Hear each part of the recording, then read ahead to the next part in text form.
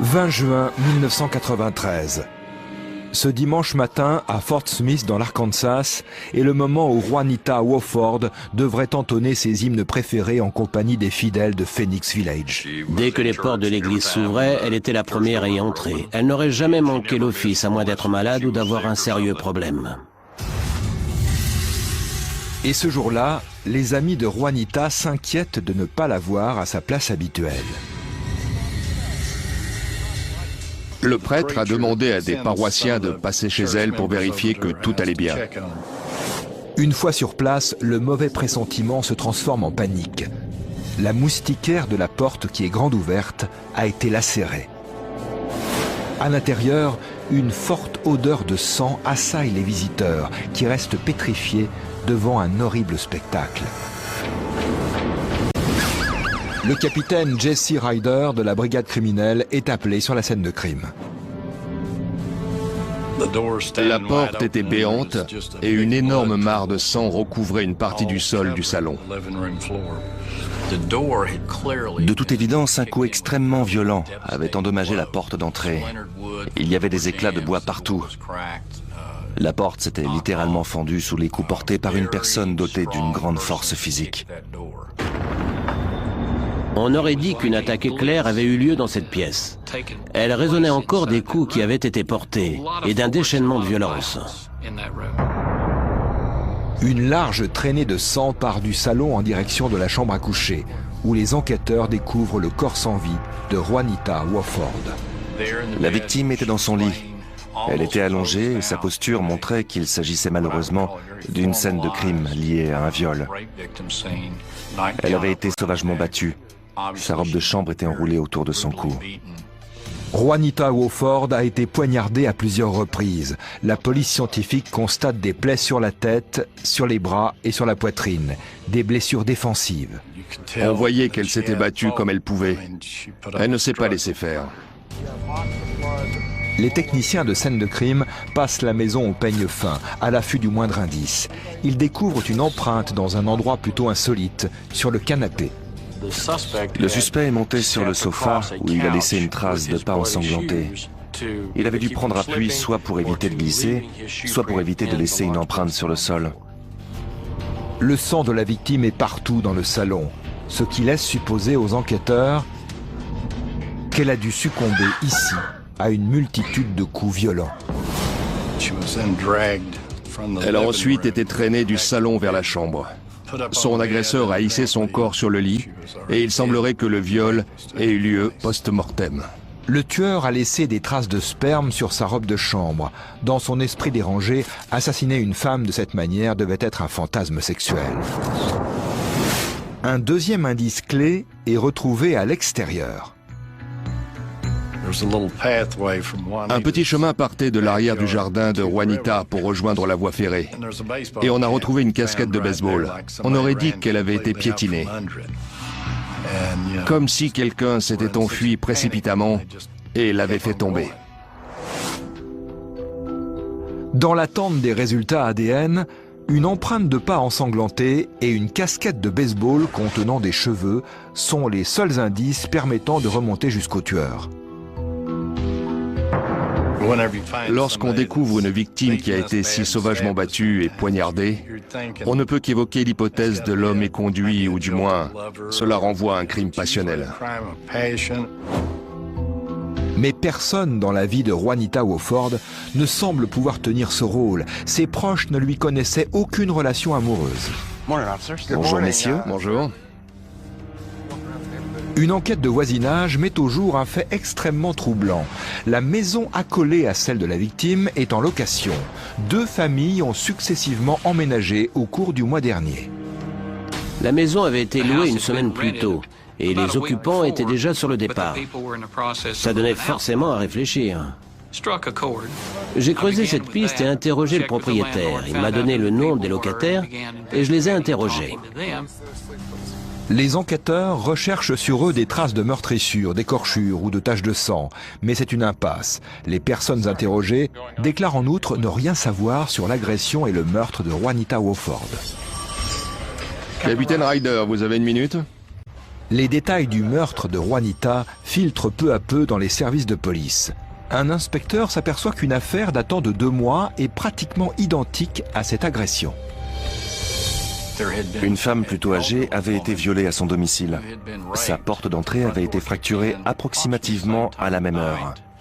Et de sa maison à celle de Madame Wofford, il n'y avait que 2 ou 3 kilomètres de distance. La victime s'appelait Lily Jones. Tout comme Juanita Wofford, c'était une croyante fervente et elle vivait seule. Au quotidien, Madame Jones est souvent aidée par son voisinage car elle souffre de cécité. Une famille du quartier l'accompagne faire ses courses et à l'église tous les dimanches. Mais une personne de cette communauté a fait subir les pires outrages à cette femme sans défense. C'était une charmante vieille dame. Elle n'avait jamais causé du tort à autrui. C'était une vraie mamie gâteau. Un soir tard, Lily s'assoupit sur le canapé du salon. Tout à coup, elle entend quelqu'un frapper à sa porte. « Ma voiture est en panne, j'ai besoin de téléphoner. » Paniquée, elle a demandé à l'homme de partir. Mais il a enfoncé la porte et s'est jeté sur elle. Madame Jones a été violemment projetée à terre et elle est tombée sur le dos. Elle a immédiatement perdu connaissance et je pense que le fait qu'elle ne se soit pas du tout débattue lui a sauvé la vie. Son agresseur la traîne ensuite dans une des chambres du fond. Pensant avoir tué sa victime, il la viole, puis quitte les lieux en repassant par la porte d'entrée. Vous souvenez-vous de l'homme qui vous a fait ça? Madame Jones survit miraculeusement à ce calvaire et parvient à faire une déclaration à la police. Elle ne l'avait pas vu, mais elle avait touché ses cheveux. Elle a dit qu'ils avaient une texture étrange, un peu piquante. Donc c'était une coupe courte. Madame Jones déclare aussi à la police que quelque chose chez cet homme lui semblait vaguement familier, comme si elle l'avait déjà croisé. Les similitudes entre l'agression de Lily Jones et le meurtre brutal de Juanita Wofford finissent par convaincre les enquêteurs que l'agresseur est le même homme. La police recherche désormais un tueur impitoyable qui cible les femmes d'un certain âge, très pratiquantes et vivant seules. Les gens ont commencé à s'inquiéter pour leur grand-mère, pour leur mère. Ils se disaient qu'il pouvait leur arriver la même chose.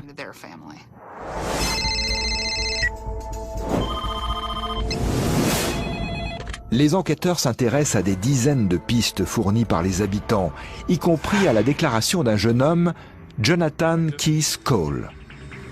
Âgé de 19 ans, il est déjà connu des services de police et a un casier où figurent de nombreux délits mineurs. Mais que pourrait-il savoir sur ces 2 agressions brutales ?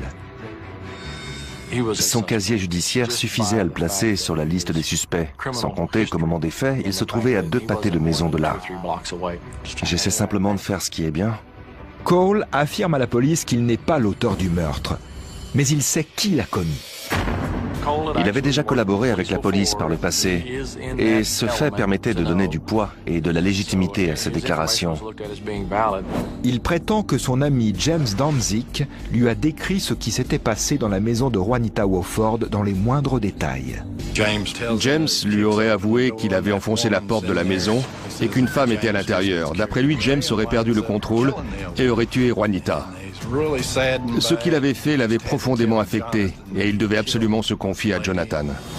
Son récit détaillé laisse les enquêteurs perplexes. Les pièces du puzzle s'emboîtaient, rendant son histoire crédible. La police effectue une recherche rapide. James Danzig n'a pas de casier. Lorsqu'il pénètre dans la salle d'interrogatoire, il n'arrive pas à croire que son ami l'ait ainsi trahi. J'ai rien fait, il ment, j'ai tué personne. Il affirme n'avoir jamais confessé quoi que ce soit, mais la police a du mal à le croire. C'est exactement ce que vous lui avez dit. Les enquêteurs exigent que le suspect fournisse un échantillon de sperme pour le comparer à celui retrouvé sur le couvre-lit de Juanita Wofford. À ce moment, le comportement de Danzig change radicalement. Sûr de lui, il est catégorique en affirmant aux enquêteurs ne pas être celui qu'il recherche. Il a dit « Si je peux effectivement éjaculer, en revanche, je ne peux pas faire d'enfant à une femme. » Car il est atteint d'azoospermie, ce qui signifie qu'il n'y a aucun spermatozoïde dans son sperme. En médecine, L'azoospermie, c'est-à-dire une absence totale de spermatozoïdes dans le sperme, peut être due soit à une infection testiculaire congénitale ou acquise, soit à d'autres causes. Certes, pour déterminer si Danzig est ou non le violeur et l'assassin de la vieille dame, les enquêteurs auraient pu se contenter de comparer sa signature ADN à celle contenue dans le sperme retrouvé sur la scène de crime. Mais le fait qu'il souffre d'azoospermie constitue également une preuve irréfutable de son innocence. Danzig fournit de bon gré l'échantillon demandé qu'il élimine définitivement de la liste des suspects. Il s'avère donc que Jonathan Keith Cole n'est qu'un petit menteur cherchant désespérément à attirer l'attention. La police de Fort Smith décide alors de déployer un véritable bataillon d'enquêteurs pour interroger les habitants du quartier. Ils ont peut-être remarqué la présence d'individus suspects la nuit tombée. Je l'ai déjà aperçu. Il est tout le temps seul. Un nom ne cesse de revenir, Danny Bennett. En explorant ses archives, la police découvre des éléments inquiétants. En fait, Danny Bennett avait déjà été aperçu à de nombreuses reprises dans ce quartier vers minuit, 2 heures du matin. Le viol de Madame Jones s'était produit dans ce laps de temps. Idem pour le meurtre de Madame Wofford. Il s'agit peut-être d'une simple coïncidence. De plus, Bennett n'a jamais été arrêté par la police. Sa présence dehors à cette heure tardive n'avait aucune justification. Il ne travaillait pas, il passait son temps à traîner dehors. Bennett aurait pu être éliminé de la liste des suspects si des faits étranges n'avaient pas été découverts le concernant. Une personne a certifié que Bennett possédait un couteau très large. Il a également 2 étranges habitudes. Il avait été vu se promenant le long de la voie de chemin de fer et il portait une casquette de baseball. Et c'est précisément ce genre de casquette qui a été retrouvé près des rails derrière le jardin de Juanita Wofford. Pouvez-vous me décrire sa personnalité? Il est très agressif. Depuis l'enfance, il a toujours été violent. Les 2 sœurs de Danny Bennett permettent aux enquêteurs d'en apprendre davantage sur le suspect. Tout le monde connaît son caractère violent et il a fait de nombreux séjours dans des institutions psychiatriques. Son comportement, juste après le meurtre de Juanita Wofford, éveille les soupçons de ses 2 sœurs. Selon elle, peu de temps après que la nouvelle s'est répandue dans la presse, Danny Bennett aurait cherché à se débarrasser d'une paire de baskets, d'un jean et d'un couteau qu'il avait en sa possession. Toujours d'après les 2 sœurs, il avait le bras gauche en écharpe, comme s'il avait fait une chute. Mais il ne leur a jamais expliqué comment il s'était réellement blessé. Les enquêteurs montrent alors aux 2 jeunes femmes la casquette retrouvée près des rails de chemin de fer. Elles pensaient que cette casquette lui appartenait. Elles ont même été catégoriques. Nous pensons que notre frère a tué Madame Wofford. Mais alors, pourquoi ne se sont-elles pas manifestées plus tôt? Elles avaient très peur des représailles. L'ex-femme de Danny Bennett complète ce portrait inquiétant. C'est un homme abominable. Elle l'a décrit comme une personne extrêmement violente, possédant des goûts sexuels plus qu'étranges, déviants, ce qui a bien évidemment éveillé nos soupçons. À l'époque des agressions, Bennett vivait dans le voisinage des 2 femmes. Peu de temps après, il a déménagé dans le nord de Fort Smith. Était-ce une tentative pour fuir les lieux du crime ou pour trouver d'autres proies? Nous l'avons fait venir au poste, nous l'avons interrogé, essayé de le sonder. Mais il a gardé son calme et il a tout nié en bloc quand nous avons évoqué son implication dans ces agressions. Les enquêteurs lui demandent de se soumettre au détecteur de mensonges. Les résultats sont sans surprise. Il a lamentablement échoué, ce qui a renforcé nos soupçons. L'élément qui a permis d'orienter l'enquête vers lui est la casquette de baseball.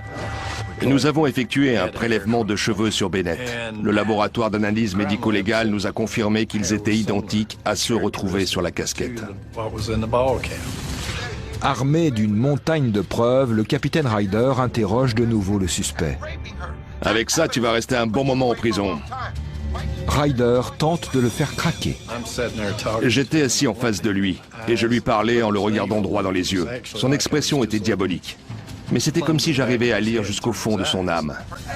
À un moment, il s'est recroquevillé en position fétale et il a dit « Si vous pouvez prouver que j'ai commis ces crimes, est-ce que vous pourriez m'envoyer dans une institution psychiatrique et ne pas dire à ma famille ce que j'ai fait ?» Une enquêtrice prend alors le relais du capitaine Ryder en salle d'interrogatoire et Bennett finit par passer aux aveux. Il a déclaré qu'après avoir enfoncé la porte, elle avait essayé de résister. Il parlait de Madame Wofford. Et après avoir compris qu'il l'avait tuée, il l'a traînée dans la chambre. Sur la scène de crime, il y avait cette tache en forme de S qui laissait supposer qu'on avait traîné quelque chose ou quelqu'un. Bennett poursuit sa confession en précisant qu'il a laissé une empreinte de pas ensanglanté sur le canapé en quittant la maison. Son récit correspond parfaitement à la scène de crime. Il évoque des détails dont seul le tueur et les enquêteurs peuvent avoir connaissance. Mais comment Bennett a-t-il choisi ses victimes ? Il a dit qu'il avait déjà remarqué Juanita et qu'avoir des relations sexuelles avec elle, c'était tout ce qu'il voulait. Il avoue également avoir agressé Lily Jones. L'affaire était on ne peut plus simple. Le suspect allait être condamné à mort et exécuté. Bobby Wofford, le neveu de Juanita, va enfin pouvoir faire son deuil puisque l'assassin de sa tante va être emprisonné. Je me sentais soulagé en fait. C'était vraiment un soulagement de savoir qu'il l'avait appréhendé. Il avait avoué et toutes les preuves montraient qu'il était coupable.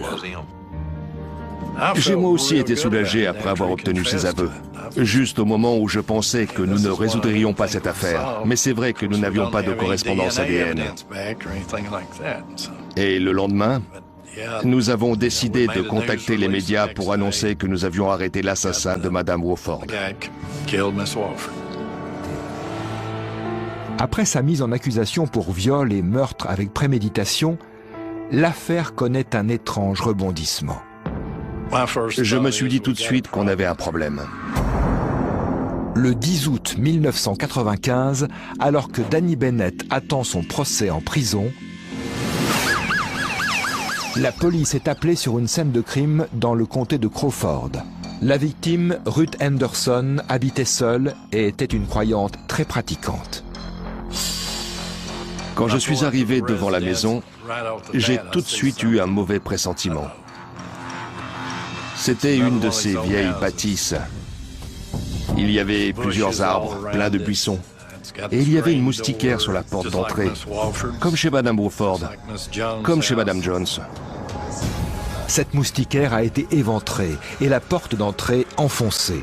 Dans le salon, une scène désormais trop familière attend les enquêteurs. Des éclats de bois répandus un peu partout et une traînée de sang conduisant jusqu'à la chambre. Lorsque nous sommes entrés dans la chambre, Ruth Henderson gisait sur le lit dans la même position où nous avions retrouvé Madame Wofford et Madame Jones. Elle était morte, bien sûr, et il y avait eu un véritable déchaînement de violence. On a constaté qu'elle avait reçu des coups de couteau à la tête. Elle avait aussi été poignardée à la poitrine et mordue. Et il y avait des blessures défensives. Elle a essayé de se défendre face à son agresseur. Les scènes de crime étaient quasiment identiques. Il n'y avait pas le moindre doute dans mon esprit. L'individu qui avait commis ce crime avait aussi commis les autres. Prends une photo de cette blessure à la tête. On était tous sous le choc, comme quand on prend une gifle magistrale. Le procureur Ron Fields appelle immédiatement la prison où Bennett est incarcéré. Mais au début, personne n'est en mesure de confirmer l'endroit où il se trouve exactement. On nous a dit « oui, c'est certain, il est ici ». Mais j'ai insisté en disant que je voulais m'assurer qu'il ne s'était pas échappé. Bennett est finalement localisé à l'intérieur de la prison. Le procureur et les forces de police vivent un véritable cauchemar.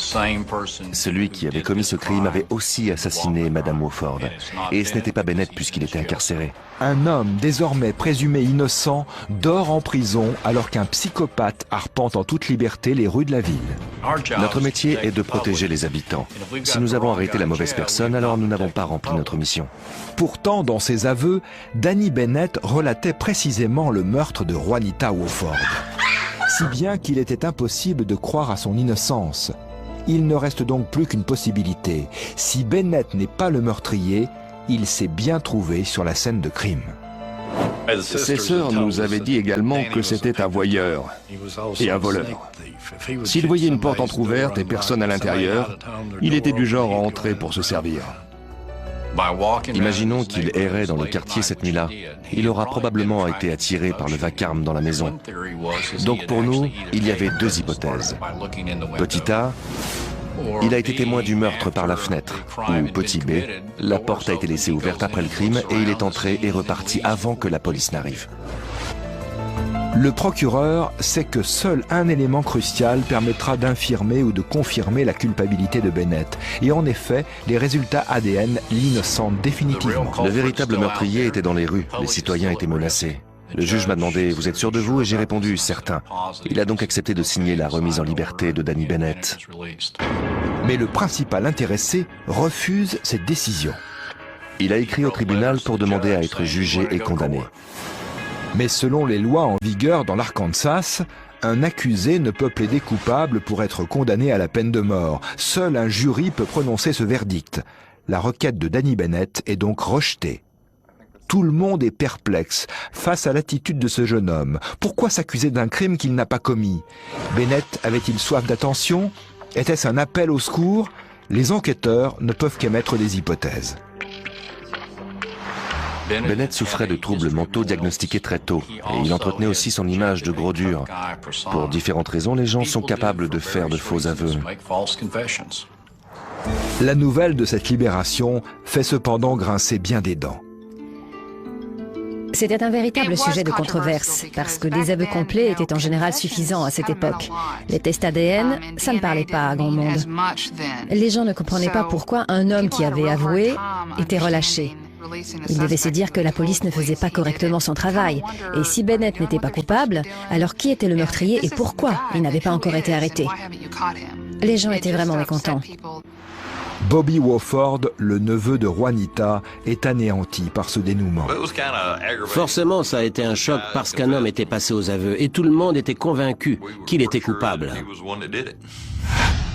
Pour quelle raison Danny Bennett n'a-t-il pas subi un test comparatif d'ADN dès ses aveux et son arrestation? Les résultats obtenus auraient permis de le disculper rapidement du double meurtre et aux policiers de poursuivre l'enquête dans une autre direction. Ils auraient également évité de donner de faux espoirs aux proches des victimes. Mais pour bien comprendre ce qui ressemble à une défaillance des enquêteurs, il faut se replonger dans le contexte de l'époque. En 1993, l'établissement d'un profil ADN à des fins criminalistiques est une technique encore révolutionnaire et les services scientifiques de nombreux pays ne savent pas encore l'utiliser.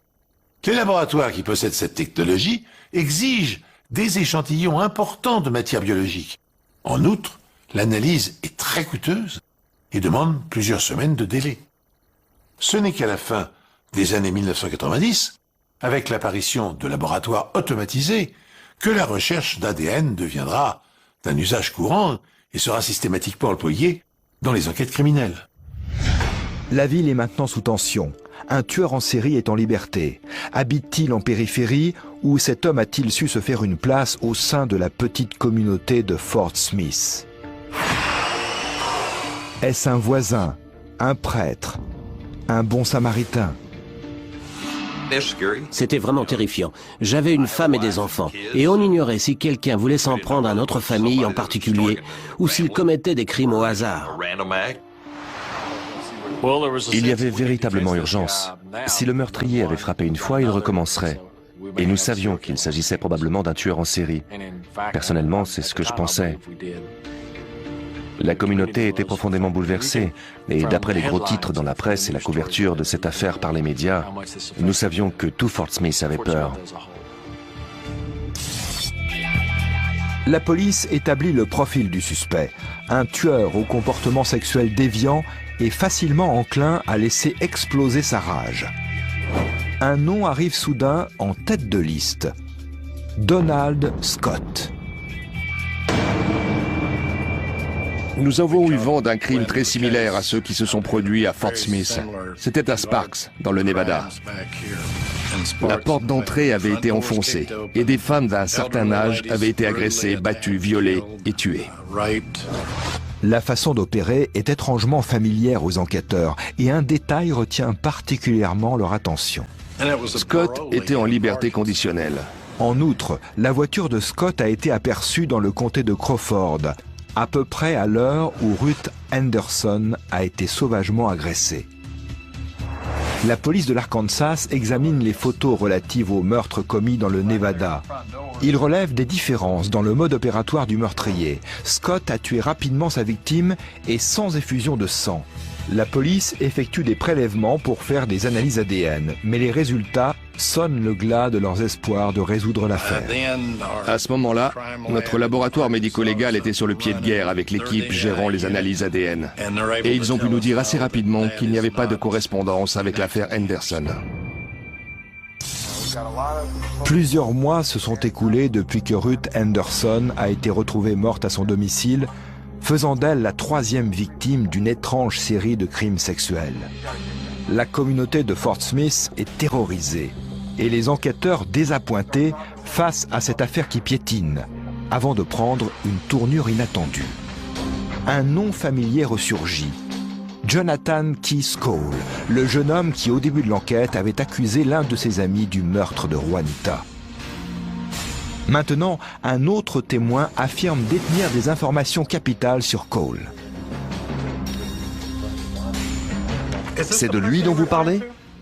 Ouais, c'est bien lui. Ce gamin était dans tous ses états. Il nous a dit que Jonathan lui avait raconté avoir enlevé une adolescente de 13 ans qui habitait le même quartier, c'est-à-dire le voisinage de Madame Wofford et Madame Jones. Il a dit qu'il avait entraîné la jeune fille vers la voie ferrée, qu'il l'avait violée, brutalement frappée à la tête, avant de la tuer et de brûler son corps. Jonathan a dit qu'il était retourné le lendemain à l'endroit où se trouvait le corps. Armé d'un marteau, il avait littéralement pulvérisé ce qui restait du squelette. La police consulte les dossiers des personnes disparues pour vérifier cette déclaration. L'adolescente en question, Lisa Teague, a disparu depuis 1 an. Le jeune informateur conduit ensuite les enquêteurs à l'endroit où Jonathan dit avoir commis ce meurtre. Un peu plus tard, l'un des policiers fait une macabre découverte. C'était une dent. Nous avons alors délimité et protégé le périmètre pour continuer les recherches. Et nous avons appelé l'unité se déplaçant sur les scènes de crime. Ils ont rapidement commencé à tout quadriller. Et ils ont trouvé une mâchoire, d'autres dents et ce qui ressemblait à un fragment de crâne. C'est un rebondissement et une autre tragédie à laquelle personne ne s'attendait. Et peut-être la pièce manquante d'un puzzle morbide. Jonathan Keith Cole serait-il un tueur en série au-dessus de tout soupçon? La police le convoque pour l'interroger.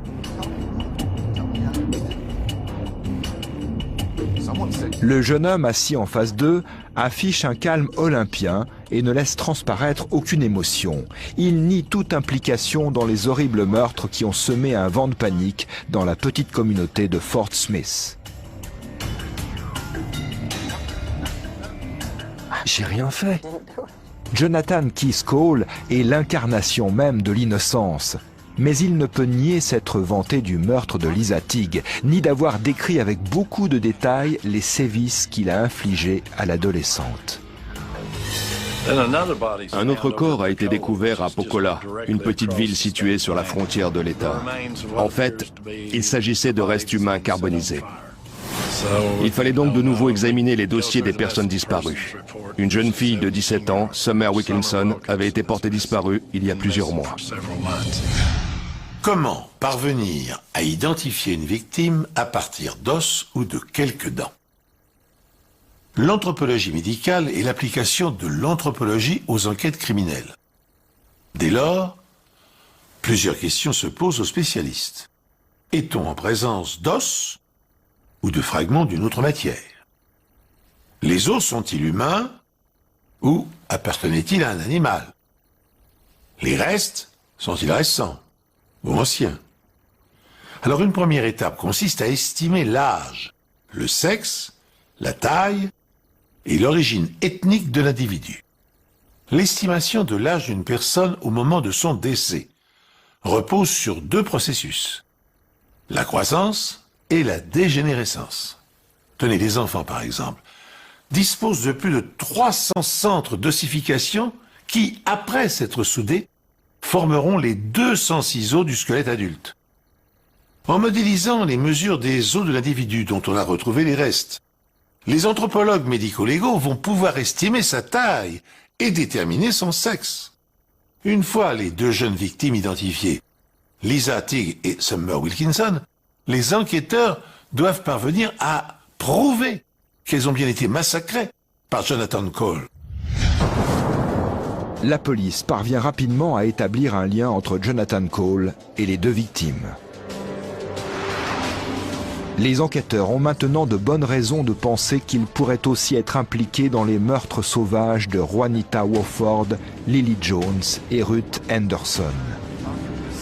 Mais parvenir à la mise en accusation de Jonathan Cole ne sera pas chose facile, car Lily Jones, la seule survivante des agressions, a décrit son assaillant comme quelqu'un de fort et trapu. Et lorsqu'elle a été violée et laissée pour morte, Cole n'avait que 15 ans.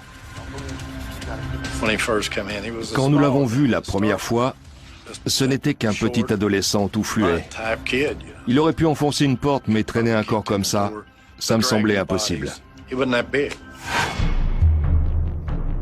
Puis, les résultats des analyses ADN reviennent. Ils sont formels. Cole n'est pas le coupable des autres meurtres. Le labo nous a dit aucune correspondance. Jonathan Cole est malgré tout condamné à 2 peines de prison à vie consécutives pour les meurtres des 2 adolescentes. Pour la police, c'est un retour à la case départ. Les enquêteurs craignent désormais que l'affaire ne soit jamais résolue et à Fort Smith, l'inquiétude augmente. Les pistes s'épuisaient, l'enquête piétinait. Ce qui ne veut pas dire qu'elle était reléguée au second plan parce qu'une affaire comme celle-là, elle ne vous quitte jamais. Ce qui est également le cas pour les familles des victimes. Ça me manque de ne pas voir Juanita passer à la maison. Et pour les vacances. Tous ces moments qu'on partageait me manquent. On ne peut pas oublier tout ça.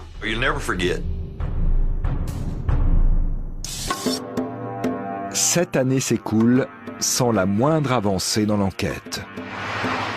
Puis, en 2000, par une journée de printemps, Vicky Tanbrook, une lycéenne, est seule chez elle dans l'après-midi. Sa mère et son beau-père se sont absentés quelques heures. Ma sœur était toujours très enjouée, extravertie. Elle avait toujours envie de rire, de plaisanter, comme toutes les ados de 16 ans. Vicky entend une voiture remonter l'allée.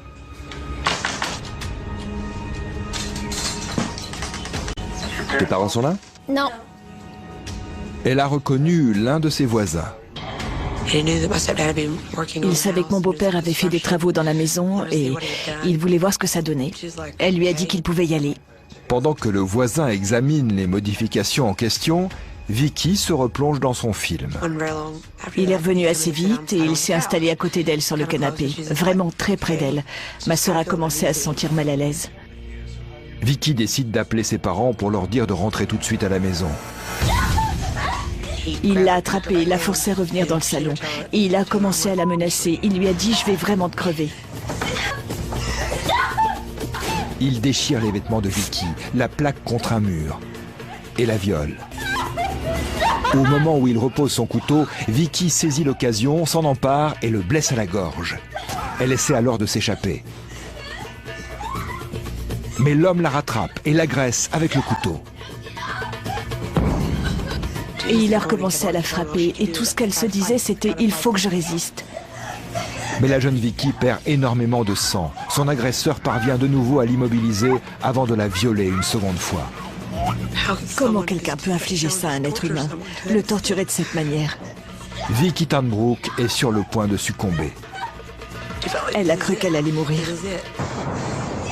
L'adolescente entend à peine la porte d'entrée s'ouvrir.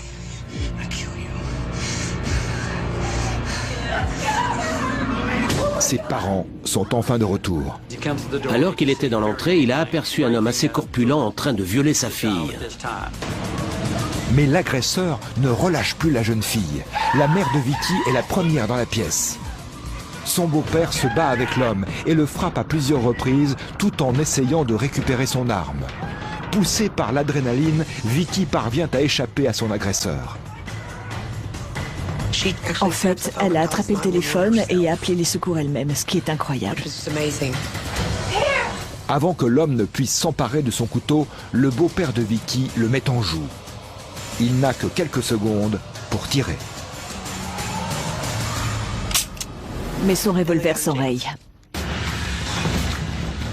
Évidemment, il était sous le choc, mais il a eu l'idée de le frapper avec son arme. La police arrive quelques instants plus tard. Lâchez cette arme! Vicky et son agresseur sont tous deux conduits à l'hôpital. L'agent Danny Phillips est parmi les premiers sur place à prendre conscience du terrible drame qui vient de se dérouler. Elle s'est battue pour survivre. Dès qu'on avait passé la porte, on voyait partout du sang sur le sol. Et plus on avançait, plus il y avait de sang. On ne voyait que ça. Les preuves de l'agression violente sont partout dans la maison. Il y avait un couteau de cuisine tout tordu. Il était recouvert de sang. Un peu plus bas dans la rue, l'agent Phillips passe devant une maison qui lui semble étrangement familière. Tout s'est mis en place d'un coup. C'était un peu comme si une machine à sous vous alignait tous les 7. Il s'agit de la maison où Ruth Anderson a été violée et assassinée 5 ans plus tôt. L'endroit semble toujours porter les stigmates du crime atroce qui s'y est déroulé. Le meurtrier a échappé à la police pendant près d'une décennie et est devenu un tueur en série, assassinant brutalement Juanita Wofford et Ruth Anderson et en laissant Lily Jones pour morte après l'avoir violée. Se pourrait-il que l'agresseur de la jeune Vicky Tanbrook soit cet homme? Il y avait des traces de lutte partout dans la maison. D'après ce que j'ai vu, c'était le même scénario que dans la maison de Madame Anderson. C'était devenu vraiment évident. Je pensais vraiment que nous tenions notre homme. L'assassin de Madame Anderson, nous l'avions enfin identifié. Il s'agit de Charles Ray Vines, un homme divorcé et père de 2 enfants.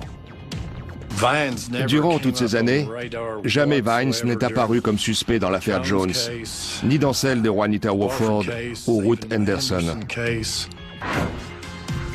Il est très apprécié de la communauté. Tous ceux qui le connaissaient étaient unanimes. C'était un type sympa, le gendre idéal. Tous les habitants de ce quartier se connaissaient. C'est comme ça dans les petites villes. Allez, serre-toi, on prend une bière. Vous êtes en voiture, vous voyez un voisin, et vous vous arrêtez pour discuter. Ça se fait de boire une bière ensemble. En fait, c'est précisément ce que Vines avait proposé au beau-père de Vicky quelques jours plus tôt. Merci, c'était sympa. Repasse quand tu veux. Ok, avec plaisir. C'était le genre à ramasser les légumes de son jardin pour en proposer à ses voisins. C'était le voisin dont tout le monde rêve, celui qui vous aide à réparer votre clôture, celui qui s'occupe des parterres de fleurs des vieilles dames du quartier. Il payait régulièrement la pension alimentaire et gagnait bien sa vie en tant qu'ouvrier du bâtiment. Un homme m'a accosté dans la rue pour me dire qu'il connaissait bien Vines. Ils se voyaient souvent quand ils avaient 20-30 ans. Il a dit que c'était quelqu'un de bien, qui aidait beaucoup les autres. Ça me fait plaisir de vous aider. Mais Charles Ray Vines cachait à tous, sauf à ses proches, son côté sombre.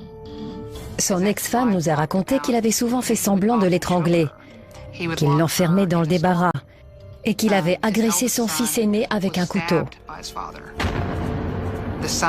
Leur fils m'a aussi raconté qu'un jour il était parti à la chasse aux écureuils avec son père et qu'ils s'étaient disputés plus tôt dans la matinée.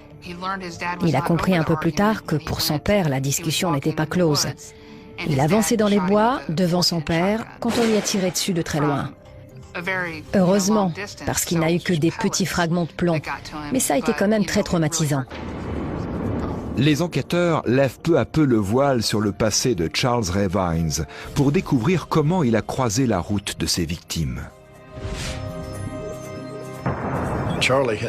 Il connaissait Madame Jones depuis toujours. Son père et sa mère la conduisaient à l'église tous les dimanches. Et plus tard, quand Vines a obtenu son permis de conduire, c'est lui qui s'est chargé de l'accompagner à la messe. En fait, il l'appelait même Tante Lily. C'est vous dire à quel point ils étaient proches. Vines, dans son rôle de bon samaritain, a également aidé les voisins de Juanita Wofford à déménager. Merci pour le coup de main. Ce qui lui a fourni l'occasion rêvée pour repérer une nouvelle proie. Vous voulez le vendre? Charles Ray Vines a fait la connaissance de Ruth Henderson le jour où son père lui a racheté une tondeuse. Une veuve habitant seule, la proie idéale. 2 séries de meurtres atroces viennent d'être résolues. Le jeune Jonathan Cole a été reconnu coupable des viols et de l'assassinat des 2 adolescentes. Il a été condamné à une double peine de prison à vie. Et Charles Ray Vines, le voisin irréprochable, le gendre idéal, l'homme tranquille, bien sous tout rapport, va devoir rendre compte du viol de 3 femmes âgées et du meurtre de 2 d'entre elles et du viol et de l'agression de la jeune Vicky Tanbrook. Les enquêteurs pensent que pour satisfaire ces fantasmes de meurtre et de viol, le prédateur suivait et épiait ses futures victimes, les choisissant parmi les femmes vulnérables constituant son entourage. À l'hôpital, des inspecteurs se présentent pour l'interroger, mais il a fait tout de suite appel à un avocat. Il lui prélève tout de même un échantillon d'ADN qui est envoyé au laboratoire médico-légal. Le profil génétique de Charles Ray Vines correspond aux échantillons d'ADN prélevés chez Lily Jones, Juanita Wofford et Ruth Henderson. Pour éviter la peine de mort, Vines accepte de plaider coupable de tous les chefs d'inculpation. Le capitaine Ryder se retrouve enfin face au tueur qu'il pourchasse depuis 7 longues années. Vous n'auriez jamais cru, en l'écoutant parler, qu'il était un dangereux psychopathe. C'était un homme plutôt trapu et corpulent. Il ne fait aucun doute qu'il pouvait facilement maîtriser quiconque se mettait en travers de son chemin. Vines s'autorise quelques remarques concernant l'agression de Madame Jones, une femme qu'il connaît depuis l'enfance et qui l'a beaucoup aidé. Il a dit « Je savais que ce serait facile avec elle. J'ai besoin de téléphoner. » Il a ajouté « Elle ne m'a pas laissé entrer quand j'ai demandé à utiliser son téléphone. Alors j'ai enfoncé la porte et je l'ai violée. Je savais qu'elle était aveugle. Je l'ai frappée violemment et j'ai cru qu'elle était morte. Alors il est parti et il s'est levé le lendemain comme si de rien n'était. » Charles Ray Vines reconnaît immédiatement avoir tué Juanita Wofford et Ruth Henderson et les avoir violées post-mortem. Je lui ai demandé « Ça vous plaît d'avoir des relations sexuelles avec des femmes qui sont mortes ?» Et il a répondu « C'est ce que je préfère. C'est ce qui me fait fantasmer. » D'après lui, sur une échelle de 1 à 10, ça valait bien un 12. C'est ça qui lui plaisait. Ce comportement sexuel déviant a pu commencer très tôt. Son père tenait l'entreprise de pompes funèbres de la ville et il a été l'adjoint du légiste du comté durant de nombreuses années. Tout le monde connaissait son père. La police connaissait bien la famille parce que chaque fois qu'un corps était découvert, si le légiste n'était pas disponible, un de ses adjoints se déplaçait. Charles Ray Vines a en quelque sorte grandi dans une maison funéraire. En fait, il était veilleur dans une entreprise de pompes funèbres. Mais Vines a changé son mode opératoire en prenant pour cible une adolescente. Ok, merci. Il appréciait particulièrement les femmes âgées qui vivaient seules, parce qu'il pouvait les atteindre facilement. Mais cette jeune fille de 16 ans était aussi une victime toute désignée pour lui. C'était une proie facile. Mais c'est l'agression de Vicky Tanbrook qui permettra de l'arrêter. Elle a puisé dans ses dernières forces pour survivre. J'ignore vraiment comment elle a pu survivre à cette agression. Il y avait une énorme quantité de sang dans le salon. Elle était presque exsangue. Il lui avait donné des coups de couteau au cou, à la tête, à la poitrine, provoquant une atélectasie pulmonaire. L'attaque a été violente. mais elle a réussi à lui résister. C'est une adolescente petite et menue, mais elle a quand même supporté l'affrontement assez longtemps pour que les secours arrivent, et surtout pour survivre. Elle le connaissait et elle savait qu'il habitait les environs. Et lui savait qu'il devrait la tuer pour qu'elle ne puisse pas l'identifier.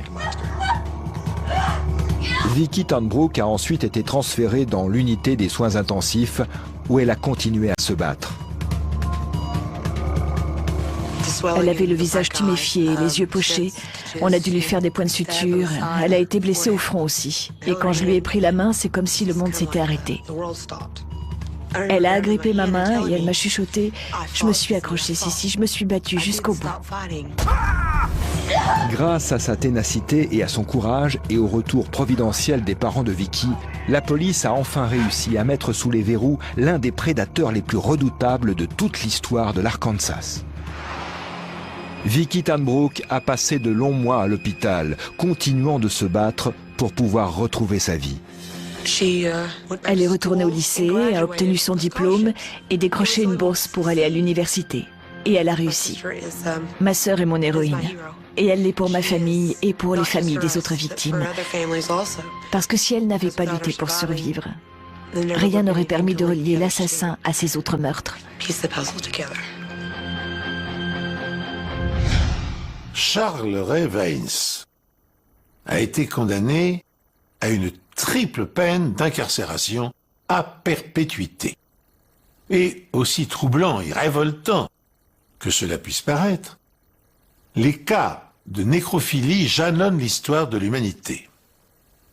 Quelques exemples. Après avoir tué son épouse, Hérode abusa 7 ans de son cadavre. Au XIe siècle, un chroniqueur relate les vitupérations d'un abbé à l'encontre des barbares qui s'adonnent à la luxure avec les cadavres qu'ils déterrent des fosses communes. Plus récemment, en Russie, un chercheur spécialiste des cimetières et auteur de nombreux ouvrages fut interpellé en 2011. La police avait retrouvé chez lui les restes de 29 jeunes filles décédées entre les âges de 14 et 25 ans. Dans son cas, il n'y avait pas eu meurtre, mais les corps étaient reconstitués et habillés de vêtements volés et les têtes remplacées par celles de jouets en peluche. Oh, je me garderai bien d'ajouter un commentaire à cette énumération qui a le don de me soulever le cœur.